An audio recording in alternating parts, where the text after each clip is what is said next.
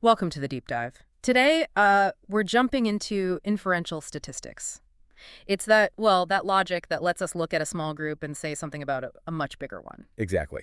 And you sent over some really good material covering the core concepts. Mhm. So our plan today is to really pull out the essentials, understand how we actually make that leap from a sample to a population. And maybe where we can sometimes, stumble in that process. Right. We'll be digging into things like the central limit theorem, that's a big one, sampling distributions, null and alternative hypotheses, rejection regions, what alpha means. And those tricky type I and type 2 errors. Yeah, those two.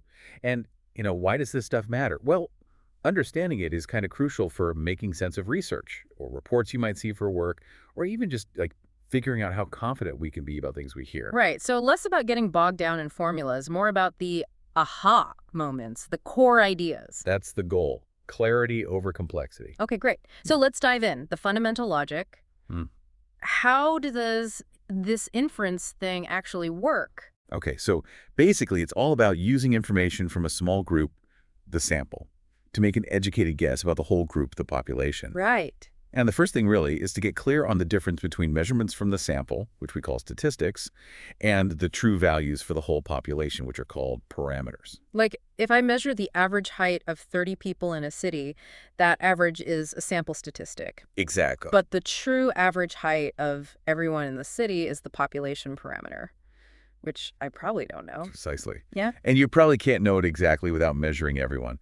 And just as a quick tip, you'll often see different symbols, like X bar for the sample mean, and the Greek letter mu for the population mean. Just helps keep track. Okay, so X bar is our stand-in for mu, but it's unlikely to be exactly the same number. That's right. certainly not. And that gap, that difference between what your sample shows and what's true for the whole population, purely due to chance in who ended up in your sample. Yeah. That sampling error. It's just unavoidable variation because you didn't measure everyone. Exactly.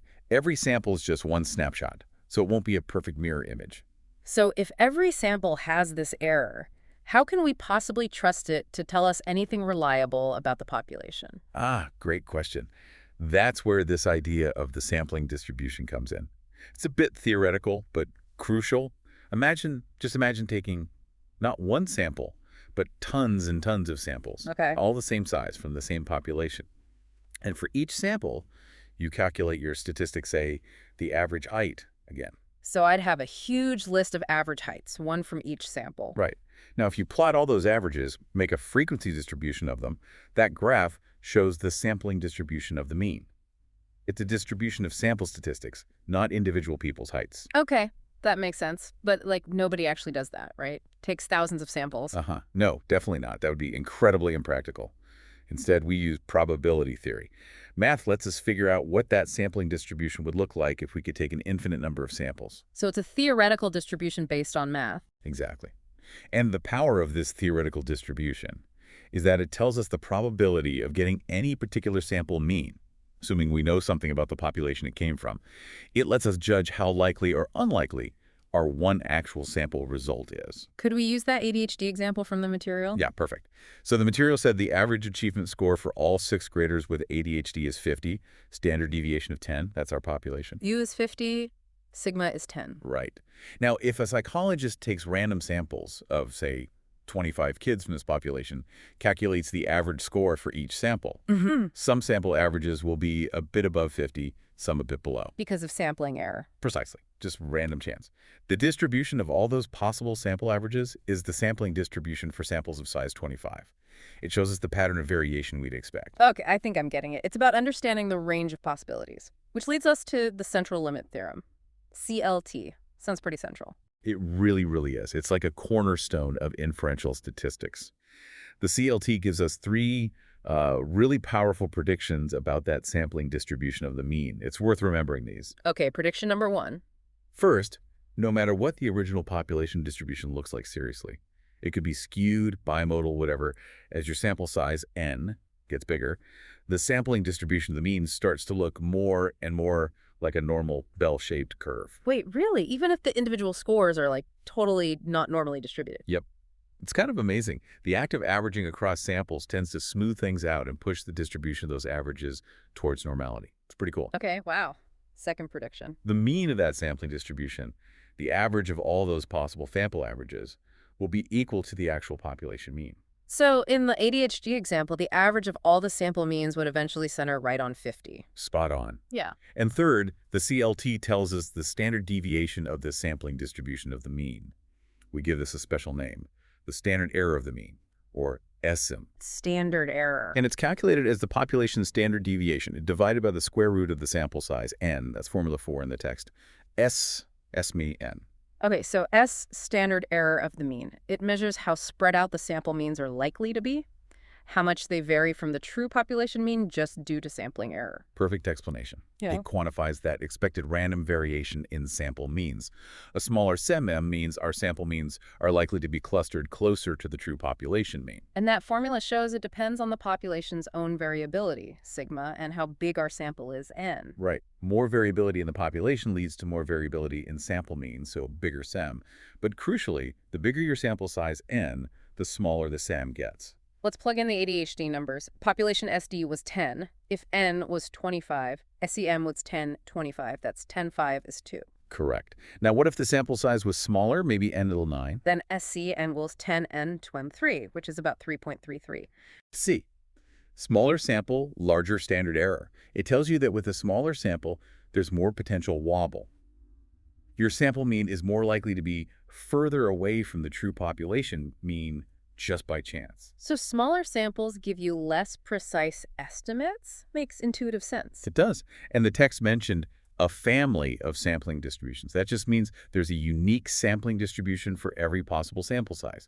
And 10 has one, and 100 is a narrower one, and so on. And this whole sampling distribution idea isn't just for means, right? It applies to other statistics too. Absolutely. You can have sampling distributions for standard deviations, proportions, correlations, you name it. The concept is the same.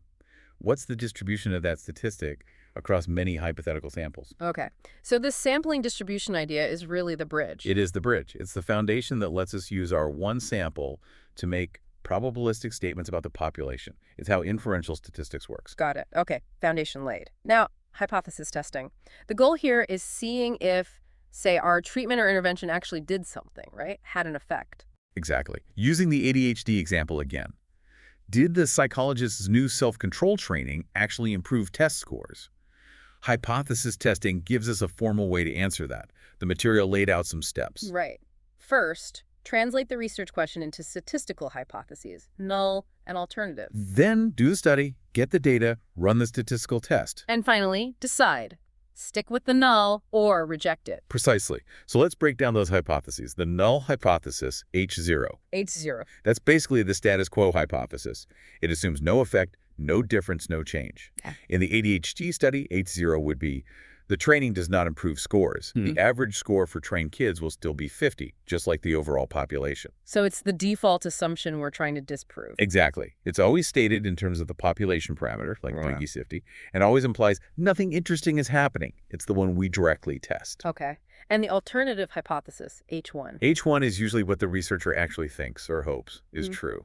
It's the opposite of the null. It states that there is an effect. So for the ADHD study, H1 would be, the training does change scores. The average score for trained kids will not be 50. Right. And just like H0, it's also framed in terms of the population parameter of 50. Now, the material mentioned non-directional versus directional alternatives, two-tailed versus one-tailed. Good point. What we just described, IA50, is non-directional, or two-tailed. It just says the mean will be different from 50, but doesn't specify higher or lower. Yep. A directional or one-tailed hypothesis predicts the direction of the effect. If the psychologist strongly believed the training would improve scores, the directional H1 would be 50. And you'd only use directional if you had a really solid reason, like prior research. Yeah, exactly. Generally, the non-directional two-tailed approach is considered more conservative and is the default unless there's a strong justification for predicting the direction. And the material had a good tip here. While defining these might not be a huge exam focus, understanding them is key for getting your head around decision errors and power later on. Makes sense. Okay, hypothesis set. Step 2, analyze the data using inferential tests. Right. Tests like t-tests, ANOVA, things like that. What these tests do, essentially, is figure out how likely our sample result, like the average score of the kids who got the training, is if we assume the null hypothesis, H0, is actually true. Okay, so it's comparing our result to what we'd expect if there was no real effect. Exactly. And it does this by seeing where our sample statistic falls on that theoretical sampling distribution we talked about earlier, specifically the one based on H0 being true. Which brings us to rejection and retention regions. Yeah. Think about that sampling distribution under the null hypothesis. Hmm. The values way out in the tails, the really extreme, unlikely sample outcomes if H0 were true, make up the rejection region. The region of unlikely value. Right. And the chunk in the middle, the more common expected outcomes if H0 were true, that's the retention region, the region of likely values. So the decision rule is, if our sample statistic lands in that rejection region, We reject the null hypothesis, H1, and by default, accept the alternative hypothesis, H1. We conclude our result is unlikely to be just chance. and if it lands in the retention region. We retain the null hypothesis. We conclude that our result isn't statistically unusual enough to reject the idea that it could have just happened by chance. So if the ADHD kids who got training scored an average of, say, 60, the test tells us if 60 is far enough from 50 to fall into that rejection zone. Precisely. Is that difference likely due to the training or just random sampling error? That's the question the test answers. And how do we define how unlikely is unlikely enough? That's alpha, right? The significance level. Exactly. Alpha is the threshold we set before we even collect data. It defines the size of that rejection region. If we set alpha 0.05, we're saying that results so extreme they'd only happen 5% of the time by chance if the null were true. Yep. Those results are unlikely enough for us to reject the null. So alpha 0.05 means a 5% rejection region and a 95% retention region. Correct. And setting alpha is a trade-off. A common value in psychology is 0.05, sometimes 0.01 if researchers want to be more conservative. So if our result falls in that 5% zone, we say it's statistically significant at the 0.05 level? That's the language, yes. And just quickly, for a two-tailed test where H1 is just not equal to, that 5% is split, usually 2.5% each tail. For a one-tailed test, like 50, the whole 5% goes in that one predicted tail. Okay, clear.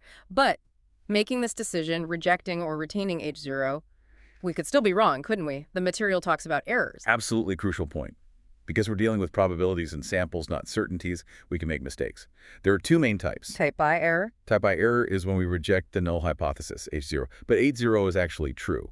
We conclude there's an effect when there really isn't one. So in the ADHD example, we say the training works, but the improvement we saw was just random luck. Exactly. And the probability of making a type I error is equal to the alpha level we set.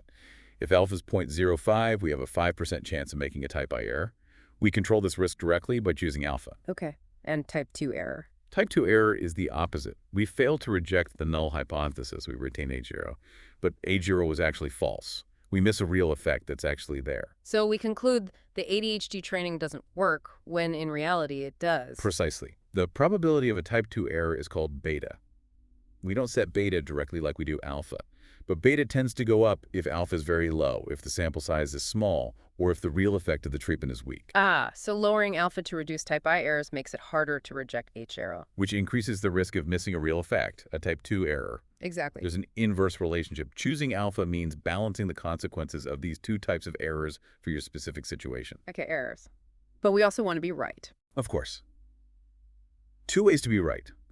You can correctly retain a true null hypothesis, conclude no effect when there is no effect, or you can correctly reject a false null hypothesis, conclude there is an effect when there really is one. And that second one, correctly rejecting a false null, that's power, statistical power. Yes. Statistical power is the probability that your study will detect an effect if a real effect actually exists.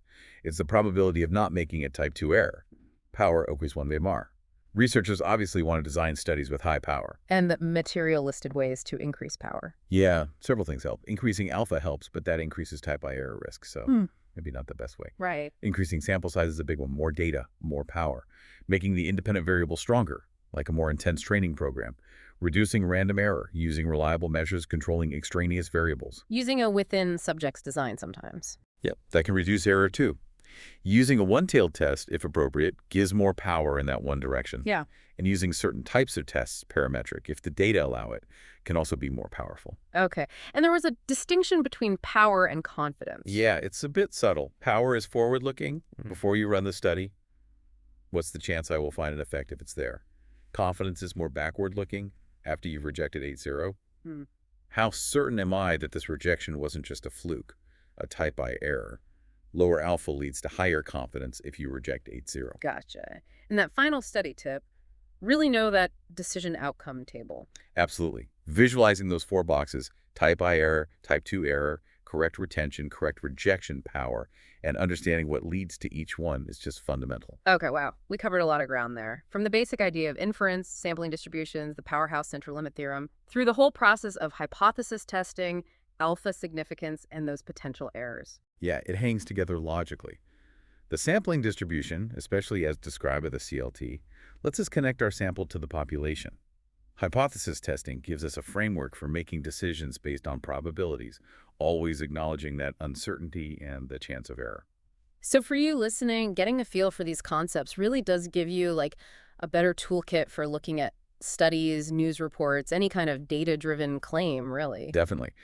Understanding that conclusions often come with uncertainty, thinking about the possibility of type A or type 2 errors, wondering about the study's power, it makes you a much more critical consumer of information. It's not just academic Not stuff. at all. But, this is just scratching the surface. We've covered the logic, but think about how often you see claims based on, well, maybe not super robust data.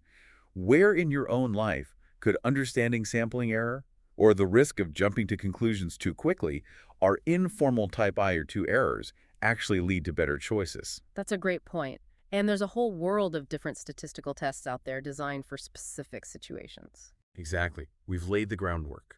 What specific kinds of questions or research areas does this make you curious about exploring next? What statistical puzzles are out there that you want to understand better?